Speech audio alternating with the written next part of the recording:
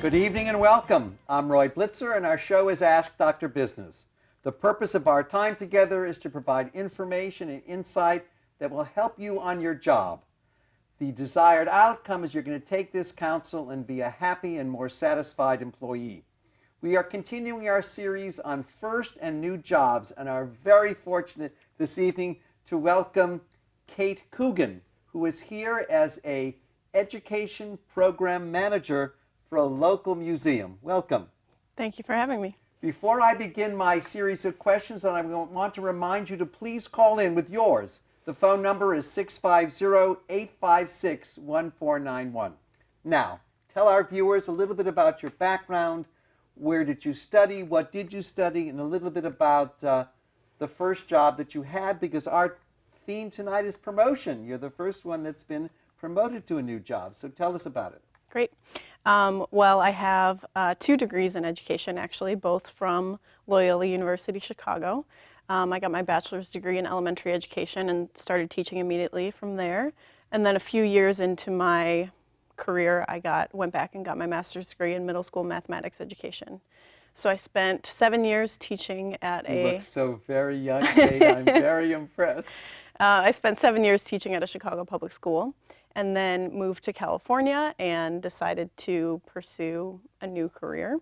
So now, as you mentioned, I work at a museum. Tell us about your first job. What was that at the museum? At the museum. So I started there as a museum educator. So it was just a part-time role. I basically came in, taught school groups, and then went home. I was only there for a few hours a day. And I recognized, since I was changing careers, that I needed kind of a foot in the door type of role. So it was bottom of the totem pole, and I've been there for about 2 years and worked my way up throughout those 2 years. So tell us how this promotional opportunity came about, and whether it was something that was interesting to you from the beginning, or give us a little backstory. Sure. So up until a few months ago, I was a program coordinator. So I worked specifically on school programs. Just help our audience. Schools that came to the museum. Correct. And you ran.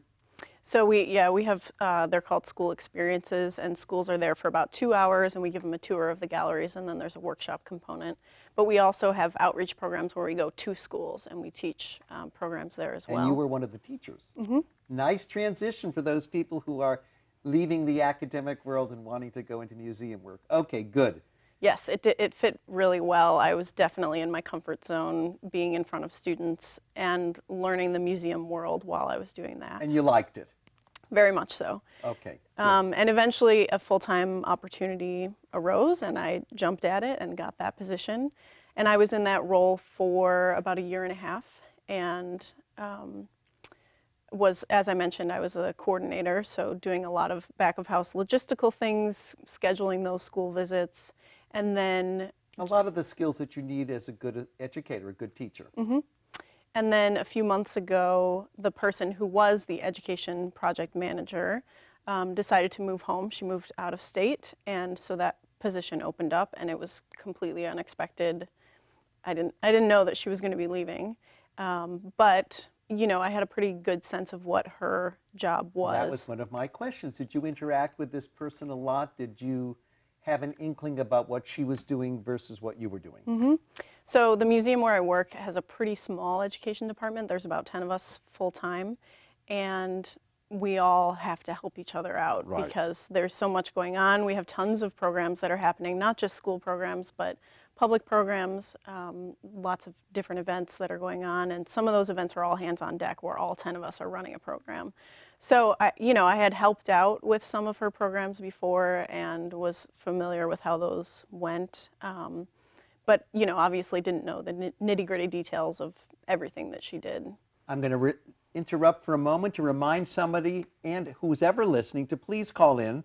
The phone number here is 650-856-1491. And I'm here continuing our series on first and new jobs. And the twist this evening is promotion. And we have lovely Kate Coogan here, who's an education program manager at a wonderful museum locally, and is talking about how she heard about this new promotion and how it came about. Yeah, so my colleague decided to move back to Texas, and literally in the meeting where she told the directors that she was moving, she looked at me and said, "You should take the job," and they offered me the job on the spot. Wow, really? Mm-hmm. That was you didn't have to interview or? Not at all. No, they offered it to me on the spot, and I asked for. You must be a very capable employee. That's very rarely done. Yeah, that's the impression that I get, and I guess I've done the right things up until this point. I've impressed the right people. So. Let me ask another question. Did you formally interview for the job? No, not at all. No one matched your skill sets with what the... Not at all. Fascinating. Mm-hmm. I'm glad we brought that up. You were in the right place. What if you hadn't gone to the meeting? Well, she pulled me in there as a coworker to be, sure. As a friendly gesture to be able to say that she was leaving, and she's also a really special friend, and yes, so of course. I'm disappointed that she was leaving. So it was more of a courtesy than anything else, and she highly, highly, highly recommended me for the role, which was very nice of her. And then what was the next step? I asked for 24 hours to think about it. Oh, that was actually quite smart. And did you have any opportunity to spend, usually when you get a promotion, it's nice if it's an internal promotion like yours to get a handle of what that person really does. And it sounds like you had a relationship with this colleague, mm-hmm. and you interacted collaboratively a lot before. Yes. So what did you do in your 24 hours? Mostly I just talked to my husband and my family about it, and I knew that there would be more weekends and less time with. I was going to ask about the nature of the workload. Mm-hmm. Yeah, so I knew I would be moving away from working with students and teachers. This new role that I'm in is more of the public program side of things. So we have talks roughly once a month that I would have to be present at on a Saturday. So, it's not a huge factor, but it was something that I had to think about. Those two things, not working with students and teachers and having to work weekends. Well, one of the things I was going to ask is whether the organization has a pattern or a culture of internal promotions. When a firm is larger, there's a posting system, there's a policy that we like to inbreed and grow our own people, and yet there are some firms where they want to go outside for new ideas and getting fresh insight. Where would you think the organization is? I think I know the answer to it. Well, actually, I think we fall somewhere in the middle of that spectrum. Good. There is quite a bit of internal promotion. I know plenty of people who started as volunteers or who started as front of house staff and have moved up the ranks, or started part-time and have moved on to full-time positions. But I also think some of the more senior level positions, they look outside. It's kind of like the middle management people that are groomed from within. That's actually a very interesting point that I'd never thought about before. I want to remind everyone that I'm here with Kate Coogan, an education program manager at a local museum, who's here talking about a promotion she's received under our banner of first or new jobs. And I want to remind you to please call in with your questions. The phone number is 650-856-1491. Now, was there a job description? Was there anything for you to go on in terms of the nature of this new work? I asked for a job description, but Good. I'm pretty sure it was after I accepted the position. Okay. Just because I had a pretty good idea of what it was going to entail. So I do have a formal job description, but nothing was rewritten for me. It's the same as what my predecessor had. Okay. Would you say that the nature of the work is within your realm of comfort, or will this be a stretch for you in some way? And how will you prepare for that? I, I do think it's a pretty decent balance between things that I can do very comfortably and things that I have to learn. Up until this point, I haven't run into anything major that has Good. freaked me out. We have a question. Bill, this is Dr. Business. How can I help you? Yes, hi. I had a question for Kate. Please, fire away. Kate, I was wondering if you hadn't already been working at this company, is this position something that you might have been interested in anyway? I like that. I'm glad you asked that because she's in that meeting there. She may have been given a pressure that was unnecessary. Great. How would you answer that? I think so. As I mentioned, I had been a coordinator for about a year and a half and was ready to move on to something new, was looking for ways to expand my resume and ways to learn more about museums and have more experiences. I hadn't managed any staff yet, so I'm moving on to that soon. So maybe not right at the moment, but pretty soon I was going to be ready to start looking for manager positions at other institutions. Well, thank you. Bill, do you have anything else on your mind while we have you on the air? No, I think that covers it. Thanks, Dr. Business. Thank you, and best of good luck to you. Thank you. I think that was a very interesting insight. I'm going to ask a question bouncing off of that, is what would you need to do to skill up to the parts that you might not have done before, i.e. you mentioned managing, you mentioned a little bit more about public contact. Would you need to take a course? Would you take a, tell us a little bit about what we think you may need to do. Fortunately, my previous boss is still at the museum, and I look to her as a really great resource. So I've already asked her tips about managing staff. I have an intern who actually will be starting on Monday, so that'll be my first dive into managing staff. And I think it'll be a good way to start because it's temporary. So I look forward to her arrival on Monday.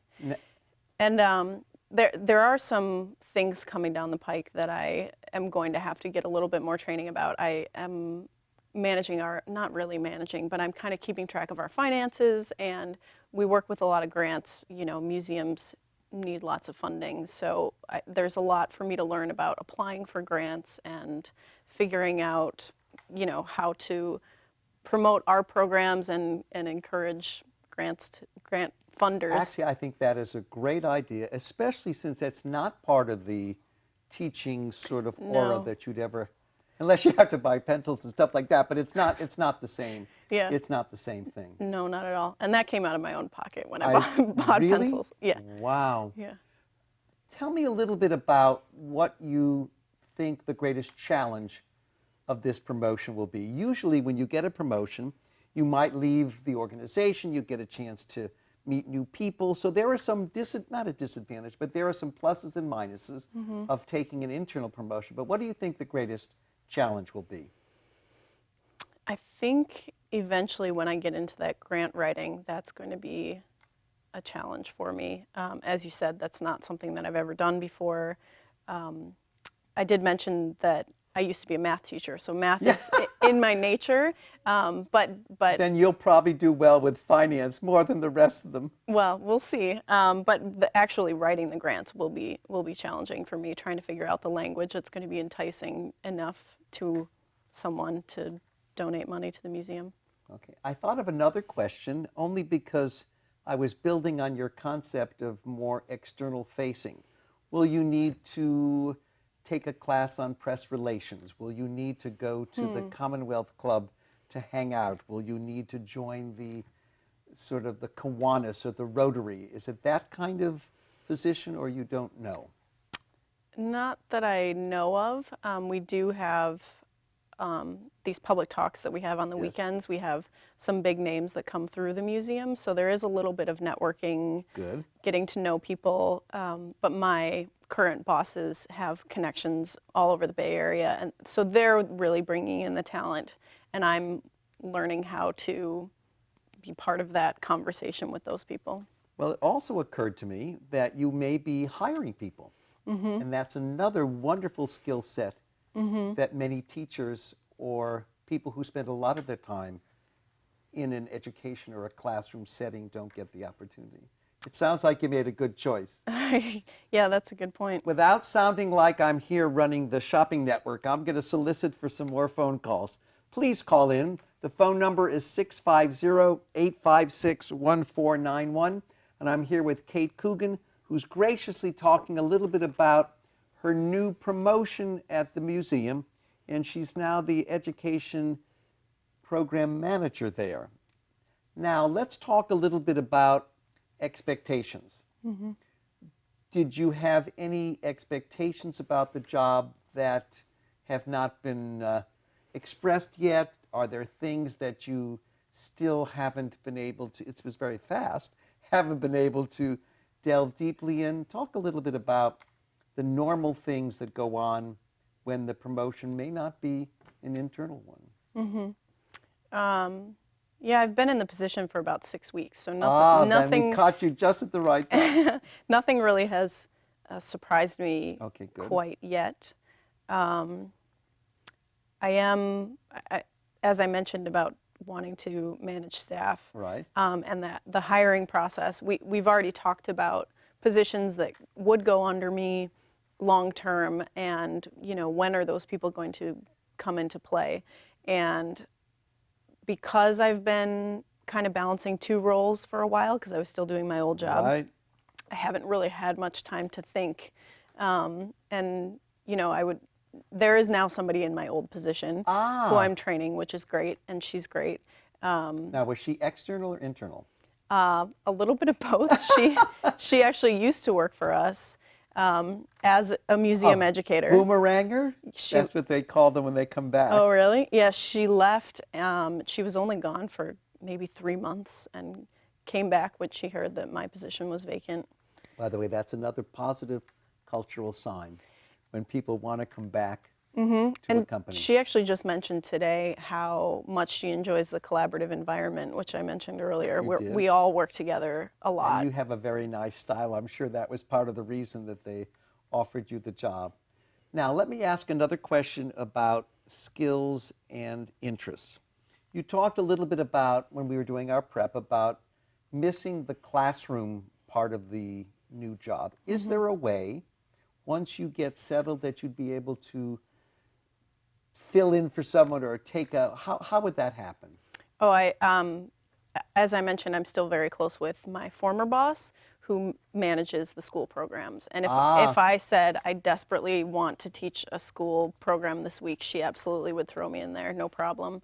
I also am very involved in 2 other programs that still allow me to do a little bit of teaching.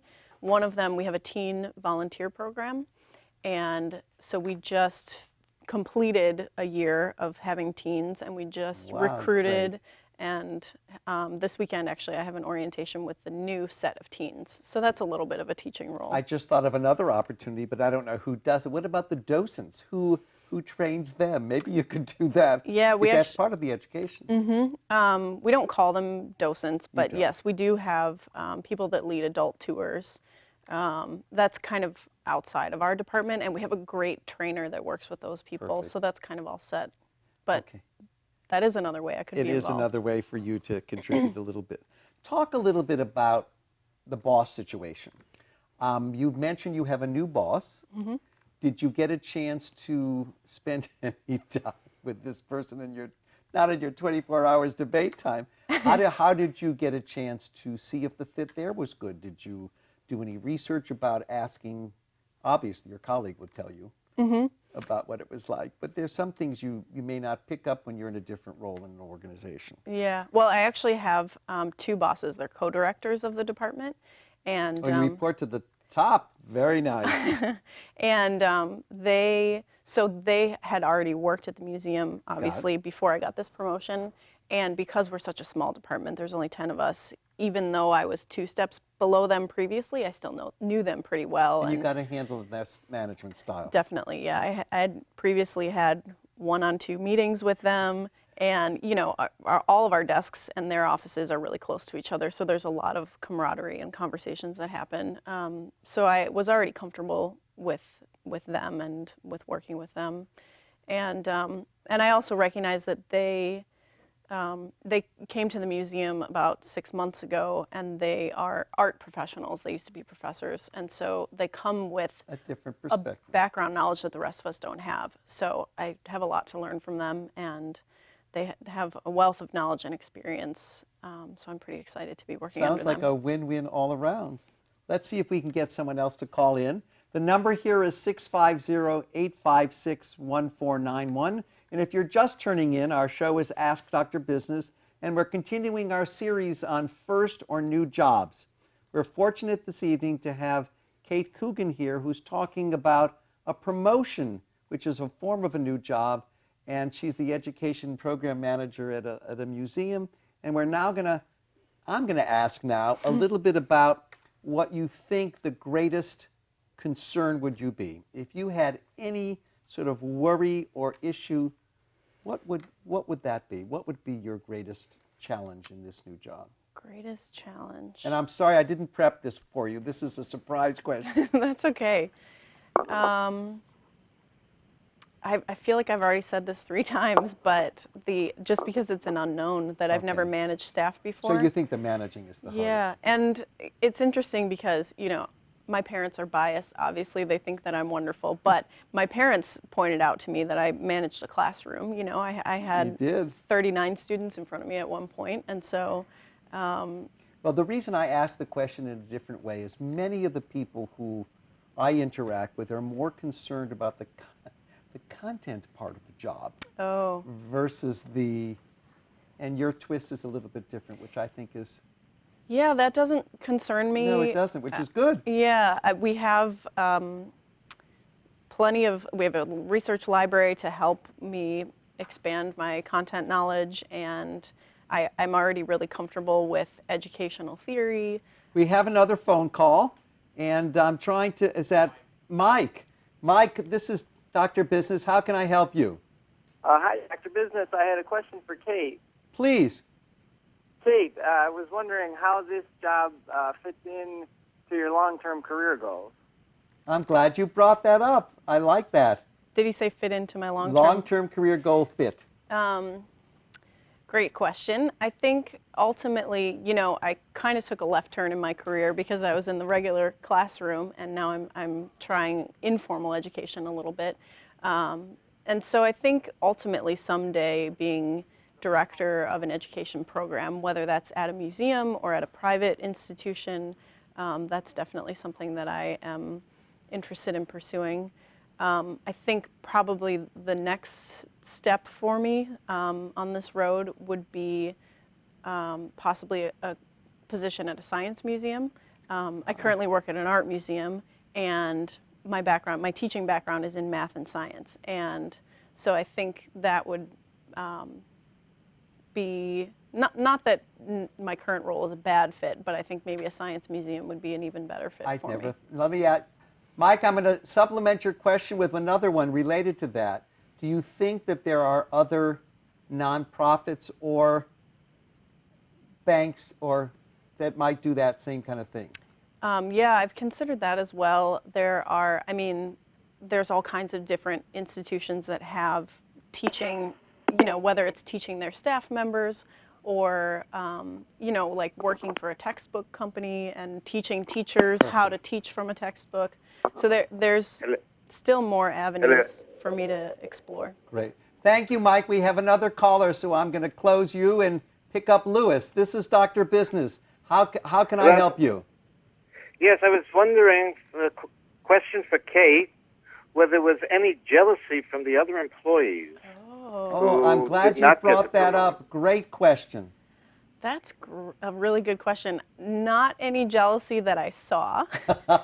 Or that you heard about, right? Right. Everyone was congratulatory, and I don't think anyone else was vying for the position. There were a few people that expressed interest in my old position and didn't get it because we hired, what did you call her? Boomerang? Boomerang, right. But no resentment that I picked up on. Well, that could be your greatest management challenge. If there was, that would be something you'd have to address. Louis, while I have you on the phone, is there anything else you'd like to know while we have Kate here? No, that was a good question, good answer, and I was just wondering how she would have handled any of that jealousy. I like that. Well, let's hear what you would have done. Oh my Great gosh. supplement.